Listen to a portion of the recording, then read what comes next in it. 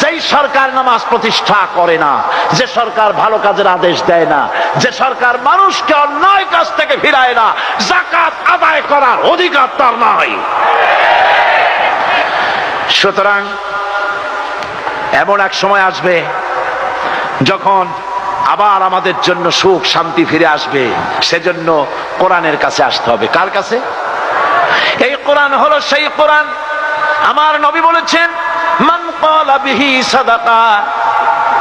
এই পল্টন ময়দানে উপস্থিত লক্ষ লক্ষ জনতার উদ্দেশ্যে রাসূলের হাদিস শোনাই, প্রাণ খুলে কান খুলে শুনুন। আমার নবী বলেন, কোরআন দিয়ে যারা কথা বলে ওরাই সত্য কথা বলে।